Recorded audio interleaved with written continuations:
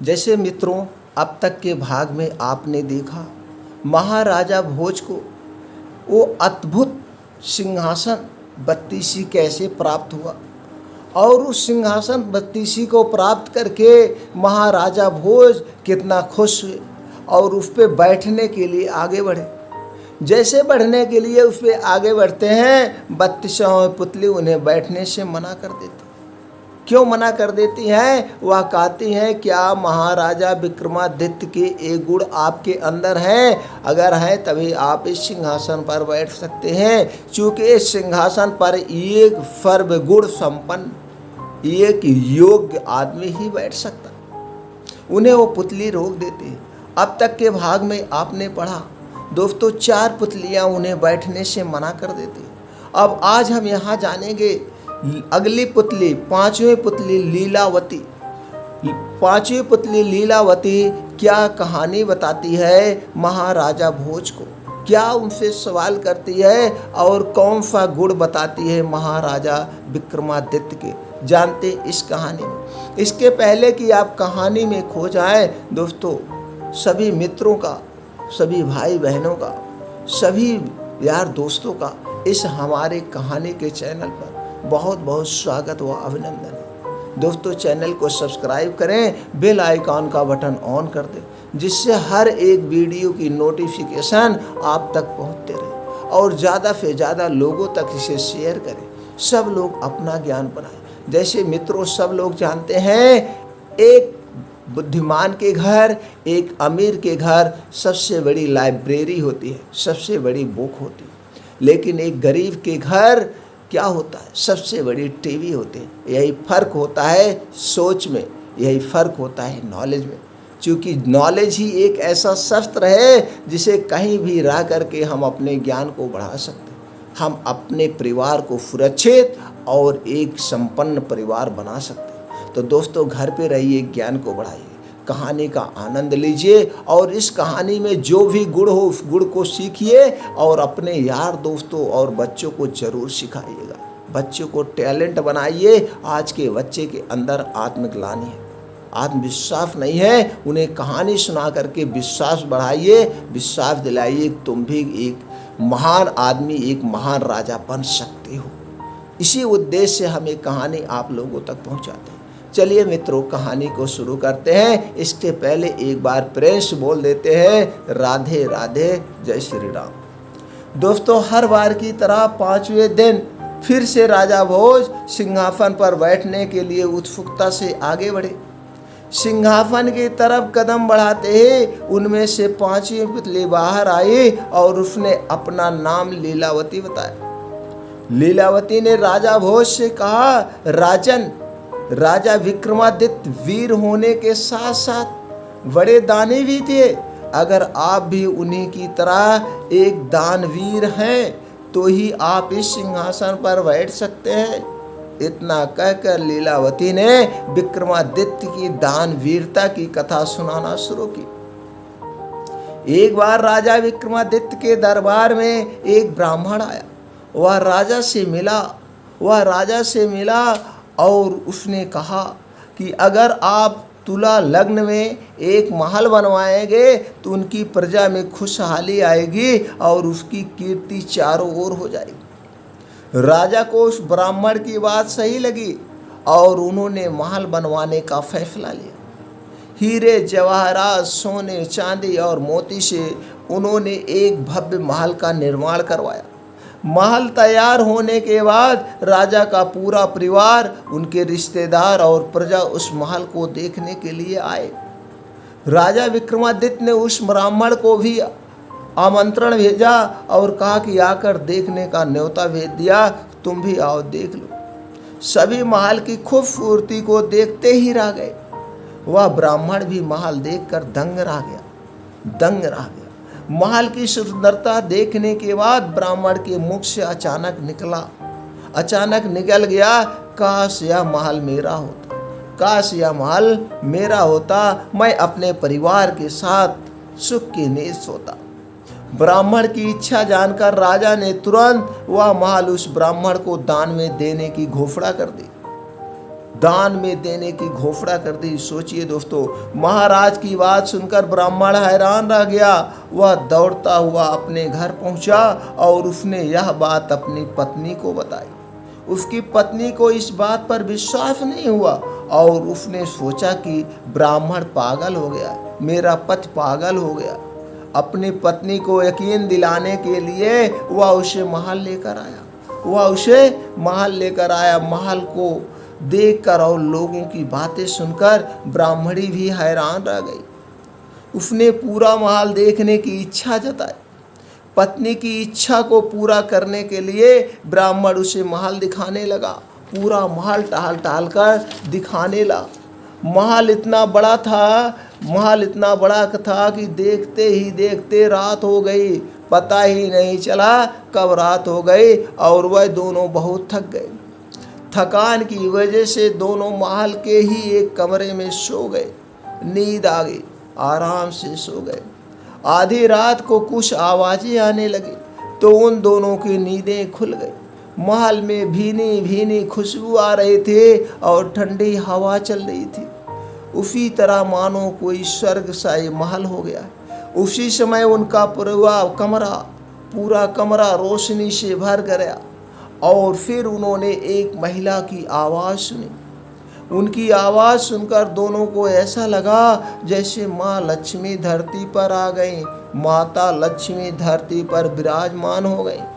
उन्हें बार बार एक ही आवाज़ सुनाई दे रही थी, मैं तुम्हारी इच्छा पूरी करने आई हूँ, मैं तुम्हारी इच्छा पूरी करने आई हूँ, तुम मुझसे कुछ भी मांग सकते हो। यह आवाज़ सुनकर वह दोनों डर गए। माँ लक्ष्मी ने अपनी बात 3 बार दोहराई लेकिन उन दोनों ने कुछ नहीं मांगा तो वह वहाँ से चली गई नाराज होकर। इसके बाद ब्राह्मणी बोली, जरूर इस महल में भूतों का फाया है, तभी राजा ने हमें यह महल दान में दिया है। तुम कल ही जाकर उनसे कहो कि हमें यह महल नहीं चाहिए। हम अपनी कुटिया में ही ठीक ठाक से रहते हैं, अच्छी नींदें आती, वहाँ कम से कम हम चैन से सो तो पाते हैं। ब्राह्मण को अपनी पत्नी की बात बिल्कुल सही लगी और किसी तरह से रात उस महल में गुजारी। सुबह होकर वह खुद अपनी कुटिया में चले गए। उस महल को छोड़कर अपने कुटिया में ब्राह्मण और उसका पूरा परिवार चला गया। हाथ मुंह धोकर ब्राह्मण तुरंत राजा विक्रमादित्य के पास पहुंचा और कहा कि महल वापस ले लीजिए महाराज, हम इतने भव्य महल में नहीं रह सकते। इस पर राजा ने कहा, हे ब्राह्मण देव, वो महल मैंने आपको दान में दिया है, दान में, उसे मैं वापस नहीं ले सकता हूँ, उसे मैं कैसे ले सकता हूँ। ब्राह्मण ने राजा की एक बात नहीं सुने और बार बार उनसे महल वापस लेने को कहने लगा। ब्राह्मण की जिद को देखते हुए राजा विक्रमादित्य ने कहा कि वह उस महल को उनसे वापस नहीं लेंगे लेकिन खरीद सकते हैं। ब्राह्मण ने राजा की बात मान ले। विक्रमादित्य ने महल का उचित मूल्य देकर ब्राह्मण से वह महल खरीद लिया और उसको पूरे परिवार के साथ और अपने पूरे परिवार के साथ उस महल में रहने लगे और उस ब्राह्मण को विदा कर दिए। एक रात जब विक्रमादित्य महल में सो रहे थे तो दोबारा माँ लक्ष्मी वहाँ आए। उन्होंने कहा, राजन तुम्हें जो चाहिए मुझसे मांग ले, राजन जो तुम्हें चाहिए मुझसे मांग लो, मैं तुम्हारी हर इच्छा पूरी कर सकती हूँ। इस पर राजा ने कहा, माँ आपके आशीर्वाद से मेरे पास सब कुछ है, मुझे अपने लिए कुछ नहीं चाहिए। हाँ, अगर आप कुछ देना ही चाहती है तो मेरी पूरी प्रजा पर धन की वर्षा कर दीजिए, मेरी पूरी प्रजा पर धन की वर्षा कर दीजिए। ऐसा होने पर मेरी पूरी प्रजा संपन्न हो जाएगी, मेरी पूरी प्रजा खुश हो जाएगी। राजा की इच्छा जानकर माँ लक्ष्मी ने पूरी रात राज्य पर धन की वर्षा कर दी।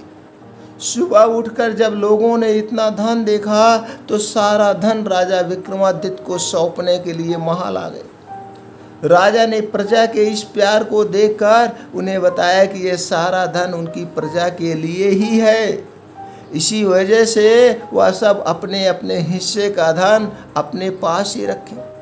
उनकी बात सुनते ही पूरी जनता प्रसन्न हो गई, पूरी जनता प्रसन्न हो गई और राजा की जय जयकार करने लगी, राजा की जय जयकार करने। इतनी कहानी सुनाते ही पांचवी पुतली वहाँ से उड़ गई, उतने सुनाते ही पांचवी पुतली वहाँ से उड़ गई। पांचवी पुतली से महाराजा विक्रमादित्य की कहानी सुनकर जैसे ही राजा भोज सिंहासन पर बैठने आगे बढ़े, तभी उन्हें छठवीं पुतली रवि प्रभा ने रोक दिया। उसने राजा से पूछा कि क्या सच में वह इस सिंहासन पर बैठने योग्य है? रवि प्रभा ने पूछा, क्या आप भी महाराजा विक्रमादित्य का वह गुण है जो उन्हें सिंहासन पर बैठने योग्य बनाता था? जब राजा भोज ने निवेदन किया कि आप मुझे महाराजा विक्रमादित्य के उस गुण के बारे में विस्तार से बताइए, तब राजा के निवेदन करने पर पुतली ने राजा विक्रमादित्य के छठवें गुण की कहानी सुनाना शुरू की, जो दोस्तों इस प्रकार है। बहुत समय पहले जब महाराजा विक्रमादित्य का राज था और चारों ओर खुशहाली ही खुशहाली थी, तब एक दिन महाराजा वन विहार के लिए अपने रथ पर सवार होकर निकले। वह नदी के किनारे किनारे अपने रथ पर सवार होकर जा रहे थे कि उन्हें कुछ दूरी पर एक परिवार नदी के किनारे खड़ा दिखाई दिया। एक परिवार नदी के किनारे खड़ा दिखाई दिया और महाराजा विक्रमादित्य ने सोचा, यह परिवार यहाँ क्या कर रहा है नदी के किनारे।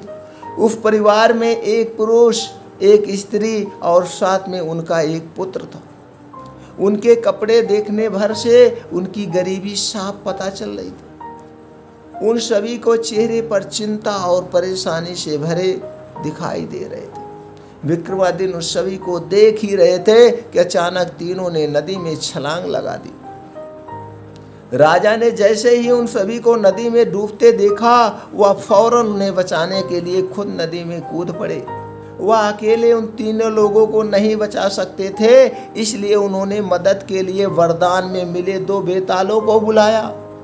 अपने 2 बेतालों को याद किया और दोनों बेताल तुरंत आ गए। राजा विक्रमादित्य ने परिवार में शामिल पुरुष को बचाया, वहीं बेतालों ने स्त्री और पुत्र की जान बचाई।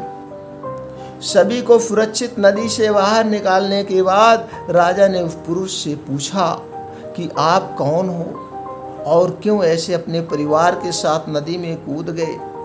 तब पुरुष ने रोते हुए कहा कि मैं एक गरीब ब्राह्मण हूँ और आपके ही राज्य में रहता हूँ। आपके राज्य में सभी आत्मनिर्भर हैं, इसलिए कोई भी मुझे काम देने के लिए तैयार नहीं है। इस हालात में ना तो मेरे पास रहने के लिए घर है और न ही खाने के लिए भोजन है।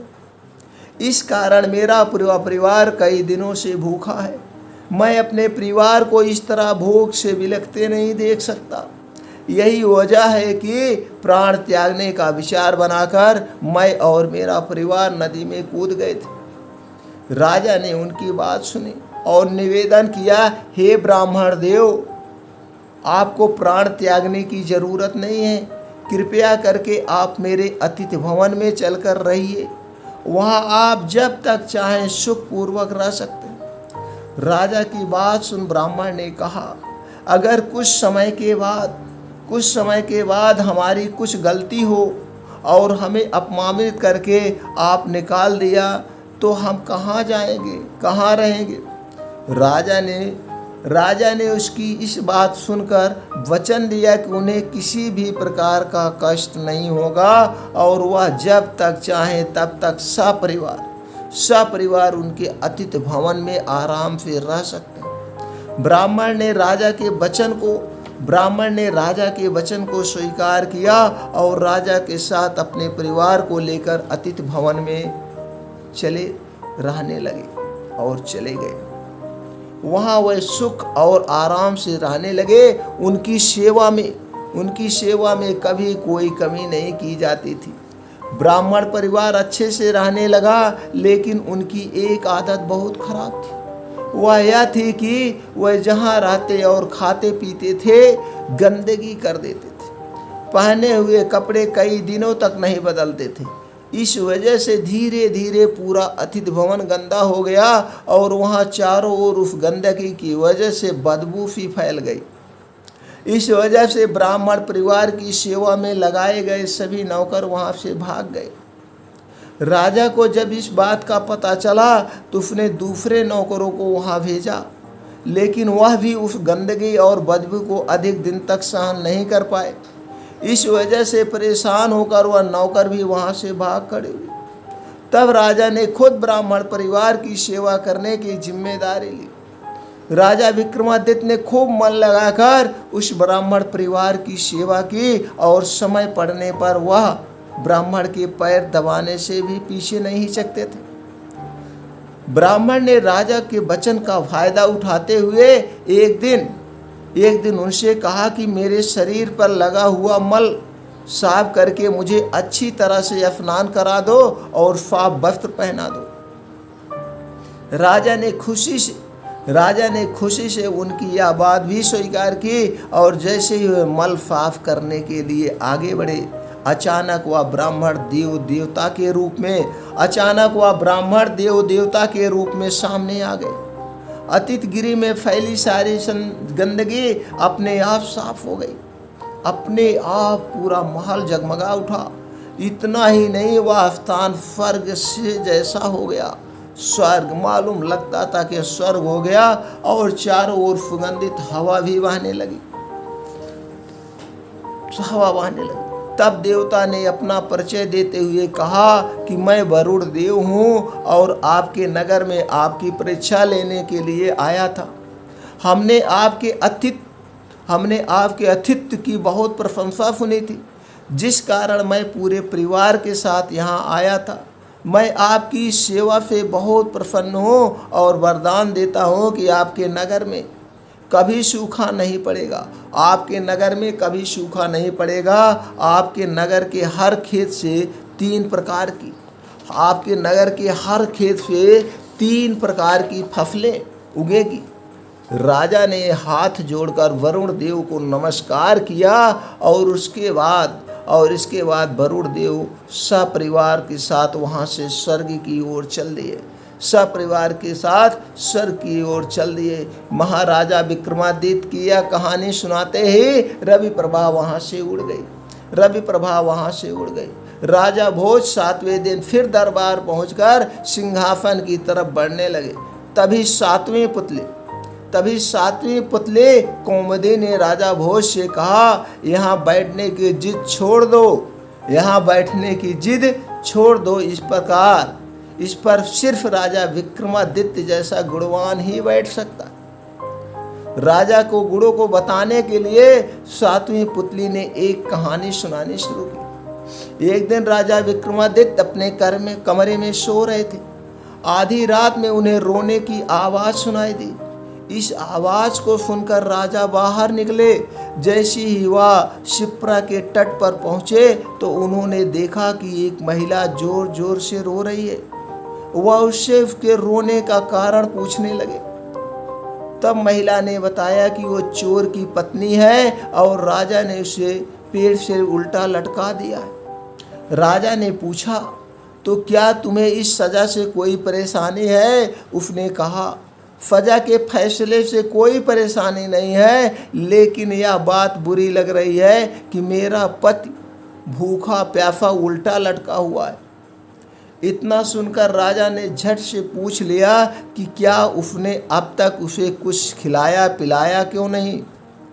तब उसने कहा, वह बहुत ऊंचाई पर लटका हुआ है और मैं किसी की मदद के बिना उस तक नहीं खाना पहुंचा सकती। तब विक्रमादित्य ने कहा, चलो मैं तुम्हारे साथ चलता हूँ। यह सब सुनकर महिला बहुत खुश हुई। वह महिला उस व्यक्ति की पत्नी नहीं बल्कि एक भूत थी जो उस लटके हुए शख्स को खाना चाहती थी। उसने राजा विक्रमादित्य के साथ वहां पहुंचकर उस इंसान को खा लिया। भूख मिटते उसने राजा से मन चाहा वरदान मांगने को कहा। जैसे ही उसकी भूख मिटी, महाराजा से कहा, आप वरदान मांगिए। तो कहा, तब नरेश विक्रमादित्य ने उससे अन्नपूर्णा पत्र मांगते हुए कहा कि उनकी प्रजा का भला हो। इस वरदान को सुनने के बाद उस राक्षसी ने कहा कि अन्नपूर्णा पात्र देना उसके बस में नहीं है, लेकिन वह अपनी बहन को कहकर उसे दिला सकती है। वह राक्षसी अपनी बहन के पास पहुंची और सारी बात बताते हुए उससे अन्नपूर्णा पात्र मांगा। उसकी बहन ने खुशी खुशी वह पात्र राजा विक्रमादित्य को दे दिया। उस पात्र को लेकर राजा आगे बढ़ ही रहे थे कि उन्हें एक ब्राह्मण रास्ते में भूख से तड़पता हुआ एक ब्राह्मण दिखाई दिया। उसने कहा, हे राजन, मैंने बहुत दिनों से कुछ नहीं खाया है, मुझे जल्दी से कुछ खिला दो। राजा ने तुरंत अन्नपूर्णा पात्र से भोजन मांगा और ब्राह्मण को खिला दिया। भोजन खिलाने के बाद राजा ने ब्राह्मण से दक्षिणा मांगने को कहा। ब्राह्मण ने राजा से वह पात्र मांग लिया और कहा कि इसकी मदद से वो कभी भूखा नहीं रहेगा। राजा ने बिना किसी झिझक के उसे तुरंत पात्र दिया और राजमहल की ओर आगे बढ़ गए। इतनी कहानी सुनाते